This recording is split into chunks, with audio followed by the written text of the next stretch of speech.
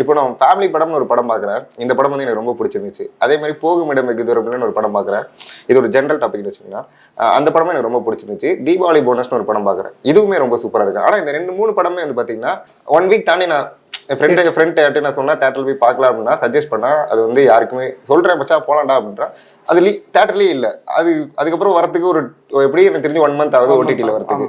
அப்படிங்கும் பொழுது இது எப்படி ஏன் இந்த மாதிரி நல்ல படங்களுக்கு இது ஏன் நடக்குன்னு நீங்க நினைக்கிறீங்க? லைக் இப்போ வந்து நல்ல படங்களுக்கு இது ஏன் நடக்குதுன்றதை விட ஓகே மக்கள் வந்து ஒரு ஒரு பாயிண்ட் ஆஃப் வியூல டிசைட் பண்றாங்கன்னு நினைக்கிறேன். லைக் இதை நம்ம இங்க பாத்துக்கலாம், இதை நம்ம இங்க பாத்துக்கலாம். லைக் ஏதாச்சும் ஒரு ஃபேஸ் வேல்யூ எதிர்பார்க்குறாங்களா என்னன்னு தெரியல. பிகாஸ் பார்க்குறவங்க எல்லாருமே நல்லா இருக்குன்னு சொல்றாங்க, நல்ல ஃபீட்பேக்ஸ் வருது. பட் அது வந்து ஆடியன்ஸாக அது வந்து கன்வெர்ட் ஆகாமல் இருக்குது. லைக் அவங்களுக்கு என்ன மைண்ட் செட்டாக இருக்கும்னா, லைக் இதை நான் இவ்வளோ கொடுத்து பார்க்கணுமா, இதை நான் வந்து ஃபேமிலியோட நான் இந்த இடத்துல பார்த்துக்கிறேன். மேபி அந்த ஜட்மெண்ட்டில் அவங்க இருக்காங்களா, மேபி அதுதான் ரீசனாக இருக்குமான்றது தான் நான் நினைக்கிறேன்.